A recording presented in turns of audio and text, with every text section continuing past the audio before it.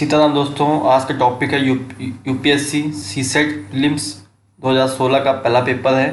ये short paper है, हिंदी में है और थोड़ा सा इसमें डिस्क्रिप्शंस भी हैं जो मैं आपको विधिपूर्वक समझाने की पूरी कोशिश करूँगा। दोनों बातें हैं, प्लीज़ आप मेरे साथ बने रहें। कहता है कि निम्नलिखित कथनों में से कौन सा सही है, कौन सा गलत है। सही उत्तर का आप चयन करना है। तो लोकसभा में लंबित कोई भी विधेयक उसके सत्तावसान पर व्यापक लैप्स हो जाता है, ये बात कहता है। ऐसा नहीं होता है, लेकिन पहला तो पूरा ही गलत है। दूसरा कहता है राज्यसभा में लंबित कोई विधेयक जिसे लोकसभा ने पारित नहीं है लोकसभा के विघटन पर व्यापक नहीं होगा। सही लग रहा मुझे, बी नंबर ही सही है। अब इसका व्याख्यान देख लीजिए, केवल दूसरा ही सही है। व्याख्यान आंसर बी ये कहता है कि सदन का सत्तावसान सदन के सत्र को समाप्त करता है। सदन से पहले कोई भी अपूर्ण विधेयक है, कोई भी अन्य व्यवसाय या सत्तावसान द्वारा प्रभावित नहीं होता है, पहली बात। दूसरी बात है कि सदन का जो विघटन होता है वह मौजूदा सदन के कार्यकाल को समाप्त करता है और नए चुनाव उसमें आयोजित किए जाते हैं। नंबर तीसरा क्या कहता है इसमें, जब लोकसभा भंग होती है तो सदन या इसकी समितियों से जो पहले लंबित बिल या प्रस्ताव को या स्वीकृति प्रस्ताव या अधिसूचनाएं हैं, याचिकाएं हैं सहित जो जितने भी कार्य होते हैं सभी कार्य समाप्त हो जाते हैं। और यदि राज्यसभा में लंबित कोई विधेयक होता है, यदि लोकसभा द्वारा पारित नहीं किया गया है तो वह समाप्त लेकिन नहीं होता है दोस्तों। क्वेश्चन नंबर 2,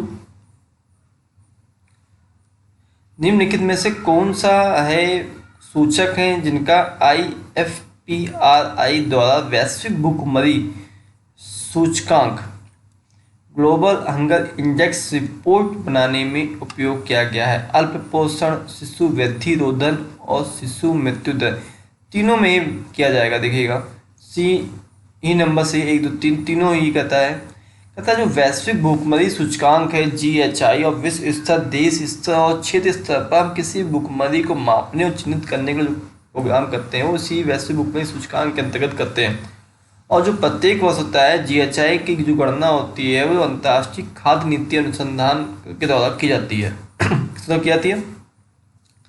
अंतर्राष्ट्रीय खाद्य नीति अनुसंधान संस्थान द्वारा की जाती है। और जो GHI होता है, जो भूखमरी सूचकांक है, वो 4 प्रमुख संकेतों के आधार पर देशों को रैंकिंग प्रदान करता है। पहला तो आपने देखा कि अल्प पोषण, बच्चों का बाल मृत्यु दर हो जाए, बच्चों की थकान हो जाए, बच्चे का जो बल प्रदर्शन हो जाए, child wasting and child stunting, इन 4 बातों पर ध्यान दिया जाता है। फिर कहता है जो वैश्विक भूखमरी सूचकांक 2017 में क्या हुआ था, 119 देशों में भारत को 100वां स्थान था। समझिए कितना बुरा हाल है हमारा। भारत अपने कई पड़ोसी देशों जैसे चीन की तो 29वीं रैंक थी, नेपाल की 72वीं रैंक थी, म्यांमार की 77 रैंक थी, श्रीलंका की 84 और बांग्लादेश 88। हम बहुत पीछे हैं। हालांकि भारत पाकिस्तान अफगानिस्तान से आगे, अरे इनसे आगे होने से क्या फ़ायदा था, हमें इनसे भी तो आगे होना था, नेपाल से आगे होना था, श्रीलंका। हमारे यहाँ तक हम बांग्लादेश से भी पीछे हैं। समझिए दोस्तों कितना बुरा हाल है हमारा। खाना बर्बाद मत कीजिए, लोगों की सपोर्ट कीजिए। नंबर 3 कहता है साल दर साल लगातार घाटे का बजट रहा है और घाटे को कम करने के लिए सरकार द्वारा निम्नलिखित में से कौन सी कार्रवाइयाँ की जाती हैं।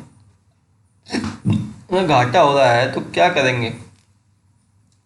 क्या राजस्व को घटाएंगे, नवीन कल्याणकारी योजनाओं को प्रारंभ करेंगे, सब्सिडी को युक्तिसंगत बनाएंगे और आयात शुल्क को कम करेंगे। जब घाटा हो रहा तो पहली बात तो नंबर 2 तो होएगा ही नहीं, नवीन कल्याणकारी योजनाएं को प्रारंभ करेंगे नहीं, पहली बात। अब नंबर 2 कहाँ है वो तो गलत हो गया। नंबर 2 बी में है और नंबर 2 डी में, तो बी और डी तो टोटली गलत हो गया आपके 4 ऑप्शंस में। अब राजस्व व्यय को घटाएंगे, हाँ ये कर सकते हैं, लेकिन सब्सिडी को युक्ति संगत बनाएंगे ये भी हो सकता है। तो एक तो सही है, अब एक तो सही है लेकिन एक यहाँ भी तो नहीं होगा, तो 1 और 3 प्रॉपर सही लग रहे हैं, तो 1 और C नंबर ही सही है। देखिए इस प्रकार से आप समझ सकते हैं कि कौन सा ऑप्शन सही है, घबराने की जरूरत नहीं है आपको। अब कहता है क्या सोल्यूशन, देखिए क्या है। बजटीय घाटा सरकार के राजस्व और पूंजी खाते दोनों में सभी आय और खर्च के बीच का जो अंतर है वो है। और जो बजट खाते को हम कम करने के लिए खर्च कम किया जाना चाहिए, हमको अपनी आय बढ़ानी चाहिए। कल्याणकारी जो योजनाएं होती हैं सरकार के खर्चों में क्या वृद्धि करती हैं, इसलिए घाटे में भी वृद्धि करेंगे, सीधी सी बात है। आप सब्सिडी को ऐसे बनाएं, तर्कसंगत बनाएं कि कम करने सरकार का खर्च भी कम हो जाए, घाटे को भी कम करेगा ये। शुल्क और कर राजस्व, कर जो है वो सरकार के राजस्वों के स्रोत होते हैं। यदि आप आयात शुल्क में कमी से सरकार की आय कम नहीं हो जाएगी, कम हो जाएगी, घाटे में वृद्धि होगी। तो आपको समझना है। कहता है कि भारत में वित्तीय समावेशन को प्रोत्साहित करने की दृष्टि से जो भुगतान पेमेंट्स बैंक की स्थापना की जा रही है, देख रहे हैं आपको, जैसे एयरटेल का देख रहे हैं आप और किस जगह देख रहे हैं, और इस दृष्टि से निम्नलिखित कथनों में से कौन सा सही है। पहला नंबर कहता है जिन मोबाइल टेलीफोन कंपनियों सुपर बाजार श्रृंखलाओं का स्वामित्व एवं नियंत्रण भारतीय व्यक्तियों के पास है वे भुगतान बैंकों के प्रवर्तक होने के योग्य हैं, पहली बात। दूसरा कहता है भुगतान बैंक क्रेडिट और डेबिट दोनों जारी कर सकते हैं। अच्छा, भुगतान बैंक ऋण देने के कार्यकलाप नहीं कर सकते। हाँ, अब कहता है सही उत्तर का चयन कीजिए। तो पेमेंट बैंक क्या ऋण देने के कार्यकलाप नहीं करते हैं, ये बात तो बिल्कुल सही है। क्या नंबर सही है? बी नंबर सही है, 1 और 3 सही है। जब देखिए कहता है कि जो भुगतान बैंक जो होते हैं भारतीय रिजर्व बैंक द्वारा अवधारणा के बैंकों का नया मॉडल है। और मोबाइल टेलीफोन जो कंपनियां होती हैं सुपर मार्केट चैन है जिनका स्वामित्व और नेतृत्व निवासियों द्वारा किया जाता है, और यह निवासी क्या कहते हैं भुगतान बैंक के प्रमोटर बनने के योग देखे जाते हैं। और फिर क्या होते हैं वे ऋण सुविधा उपलब्ध नहीं करा सकते, लेकिन 1 लाख रुपए तक की जो जमा राशि है उसको बढ़ा सकते हैं, और इन शेष राशि पर वो ब्याज का भुगतान कर सकते हैं, जैसे बचत बैंक खाता करता है।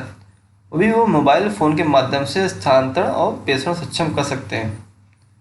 फिर कहते हैं और वे फ़ोन के माध्यम से जो सेवा सुविधा है, जैसे बिलों का स्वचालित भुगतान, खरीदारी, कैशलेस, चेकलेस लेन देन प्रदान करते हैं। और वे सभी बैंकों के एटीएम नेटवर्क पर डेबिट कार्ड, एटीएम कार्ड जारी करते हैं, हालांकि वे क्रेडिट कार्ड जारी नहीं कर सकते। ये बात सही है। बैंकों से जो जुड़ने वाले गेटवे का एक हिस्सा होने के नाते वे लगभग किसी भी कीमत पर बैंक खातों में सीधे पैसे हस्तांतरित कर सकते हैं दोस्तों। जैसे वे यात्रियों को विदेशी मुद्रा कार्ड प्रदान करते हैं। भारत में सभी डेबिट एटीएम कार्ड में फिर से उपयोग कर सकते हैं, ये है खासियत। अब कहता है हाल ही में समाचारों में आने वाली लीफी के संदर्भ में निम्नलिखित कथनों पर विचार कीजिए। क्या है? यह उच्च गति डेटा संरक्षण के लिए प्रकाश को माध्यम के रूप में प्रयुक्त करता है। दूसरा, यह एक बेताब प्रौद्योगिकी है जो वाईफाई से कई गुना तीव्रता है। देखो वाईफाई लाईफाई समझ में पता है कि नया वर्जन आया होगा। सी नंबर ही सही है। लाईफाई डेटा संचारित करने के लिए प्रकाश का उपयोग करता है और उपकरणों के बीच बिना तार संचार की एक नई तकनीक है।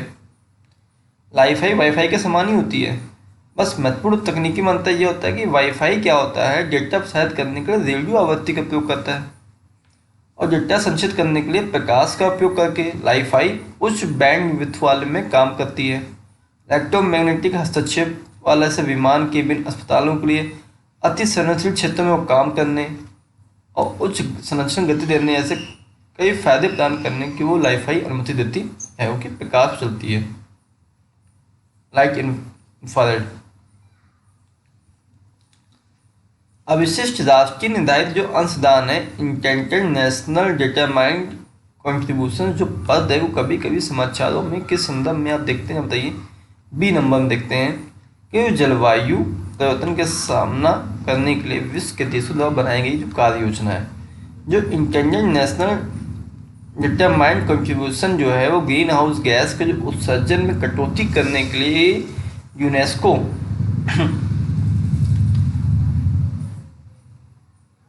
ने संयुक्त राष्ट्र framework convention on climate change के तहत इस्तेमाल किए जाने वाला ये एक शब्द टर्म है। और भारत का जो इंटेंडेड नेशनल डिटरमाइंड कंट्रीब्यूशन जो है हमारा बहुत ही संतुलित और व्यापक है। भारत का लक्ष्य भी यही है। जीडीपी की जो मैं सृजन क्षमता को कम करके हम 2005 का जो स्तर था 33% से वर्ष 2030 तक हमको उसको 35% करना था, और 2030 तक अत्यधिक जंगल और वृक्ष आवरण के जो जरिए हम 2.5 से 3 अरब टन CO2 बराबर अतिरिक्त कार्बन सिंक बनाना था। अब भारत सरकार की एक उदय योजना चल रही थी दोस्तों। उदय योजना क्या है? उदय योजना है एक विद्युत वितरण कंपनियों के वित्तीय कायापलट और पुनरुत्थान का प्रबंध करना, यही हमारी उदय योजना है। जो उज्ज्वल डिस्कॉम आश्वासन योजना थी यूडीए, भारत की बिजली वितरण कंपनियां DISCOM के लिए वित्तीय बदलाव पुनरुत्थान पैकेज है। इस योजना की परिकल्पना क्या थी? वित्तीय टर्नअराउंड, प्रचालन सुधार, बिजली उत्पादन की लागत में कटौती, अक्षय ऊर्जा का विकास और ऊर्जा दक्षता और संरक्षण। 8वां नंबर देखिए, कभी कभी समाचारों में दिखने वाले IFC मसाला ब्रांड के संदर्भ में निम्नलिखित कथनों में कौन सा सही है? आप देखते हैं न्यूज़पेपर में कौन सही है। क्या कहता है कि ये जो अंतर्राष्ट्रीय वित्त निगम है, इंटरनेशनल फाइनेंस कॉर्पोरेशन है, जो इन बांडों को प्रस्तावित करता है, विश्व बैंक की एक शाखा है, कि रुपया अंकित करने वाले बॉन्ड्स हैं, रुपये डोमिनेटेड बॉन्ड्स हैं और सार्वजनिक निजी क्षेत्र के ऋण वितरण के स्रोत हैं। दोनों ही सही हैं। सी नंबर सही है। कहता है ये अंतर्राष्ट्रीय वित्त निगम एक अंतर्राष्ट्रीय वित्तीय संस्थान है दोस्तों, जो विकासशील देशों में और निजी क्षेत्र के विकास को प्रोत्साहित करने के लिए निवेश सलाहकार और परिसंपत्ति प्रबंधन सेवाएं उनको प्रदान करती हैं। IFC विश्व बैंक समूह का सदस्य है और इसका जो मुख्यालय है वो वाशिंगटन DC में है। बॉन्ड जो होते हैं वो आमतौर पर निवेशकों से पैसा जुटाने के लिए कंपनियों के द्वारा इस्तेमाल किए जाने वाले ऋण के साधन होते हैं केवल मात्र। और मसाला जो बॉन्ड है विदेशों में खरीदार को जारी किए गए रुपये वर्णित बॉन्ड होते हैं। नवंबर 14 में विश्व बैंक के इंटरनेशनल फाइनेंस कॉर्पोरेशन द्वारा समर्थित जो पहला मसाला बॉन्ड जारी किया गया था। भारतीय रिजर्व बैंक ने भी ऐसे ही किया कि भारतीय कंपनियों, गैर बैंकिंग वित्तीय कंपनियों, HDFC, Indiabulls housing finance इन कंपनियों को उदाहरण है। और इन्होंने infrastructure to investment trusts of real investment trusts निवेशकों को पैसा जमा करते हैं, विदेशी मुद्राओं को जारी कर सकते हैं। आगे देखिए 9वां नंबर कहता है जो विजयनगर साम्राज्य था के शासक कृष्णदेव राय थे कि कराधान व्यवस्था से संबंधित निम्नलिखित तथ्य पर विचार कीजिए। क्या था उनकी कराधान की व्यवस्था? कि भूमि की गुणवत्ता के आधार पर भू राजस्व की दर नियत होती थी। कारखानों के निजी स्वामित्व एक औद्योगिक कर देते थे। कौन सा कथन सही है? दोनों ही सही है। नियत होती थी और कर देते थे वो। कृष्णदेव राय विजयनगर साम्राज्य का एक सम्राट था और उसने 1509 से 1592 तक शासन किया। समझिए इतना अच्छा, बहुत अच्छा आदमी थे वो। विजयनगर साम्राज्य भूमि राजस्व आय का प्रमुख स्रोत था, उसे कम मिलता था। जमीन को हमने 4 श्रेणियों में विभाजित किया था, जैसा कि असंपत्ति, आर्द्र भूमि, सूखी भूमि, बगीचों और वनों में। भूमि की गुणवत्ता के आधार पर हम भूमि का 1/3 से 1/6 तक का तय किया गया था। दर फसलों, मिट्टी, सिंचाई की विधि आदि के अनुसार भिन्न होती थी। ऐसा नहीं था कि हमने किसी के उपज होने में कर लगाए हैं। भूमि राजस्व के अलावा अन्य कर भी थे, जैसे सिंचाई कर, माल के सामान पर आयात और निर्यात शुल्क, दुकानदारों, श्रमिकों, संगीतकारों से पेशेवर कर। तब प्राचीन भारत की निम्नलिखित पुस्तकों में से किस एक में शुंग राजवंश के संस्थापक के पुत्र की प्रेम कहानी है? दोस्तों नंबर बी में मालकाओं के निमित्त थे। मौर्य साम्राज्य के पतन के बाद पुष्यमित्र शुंग द्वारा शुंग साम्राज्य की स्थापना की गई थी, जिसकी राजधानी पाटलिपुत्र थी।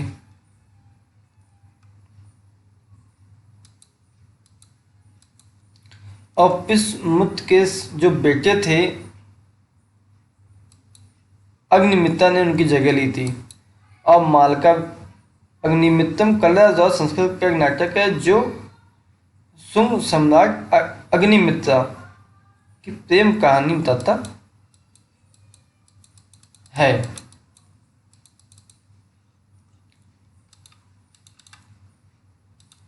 आगे देखिए दोस्तों, निम्नलिखित में से किसके संदर्भ में कभी कभी समाचारों में एम्बर बॉक्स, ब्लू बॉक्स और ग्रीन बॉक्स सब देखने को मिलते हैं? वो WTO का मामला था। विश्व व्यापार संगठन शब्दावली में समान रूप से सब्सिडी को बक्सा और बॉक्स से पहचाना जाता है। समझिए आप बात को।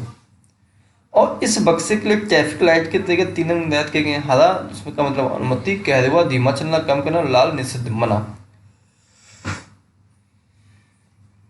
और किसी अन्य देश के सामान या समान उत्पाद की तुलना में सब्सिडी किसी विशेष देश के उत्पादों को सस्ता बनाकर अंतर्राष्ट्रीय व्यापार को विकसित करती है, जो अम्बा कैरेवा बॉक्स में आता है। और ब्लू बॉक्स में क्या होता है, किसानों के कुछ प्रतिशत भुगतानों को शामिल करते हैं। यहाँ किसानों को उत्पादन सीमित करने की आवश्यकता होती है। ग्रीन बॉक्स जो होता है सब्सिडी को न्यूनतम व्यापार विकसित करना माना जाता है। दोस्तों, अब हमारी नेक्स्ट वीडियो में आप प्लीज़ 11 से 12 नंबर से मैं आपको आगे बताऊंगा। आप हमेशा बने रहे। बहुत बहुत धन्यवाद। चैनल को मन करे तो सब्सक्राइब कर लीजिएगा, नहीं तो कोई बात नहीं, बस वीडियो देखते रहिएगा। जय हिंद, जय भारत।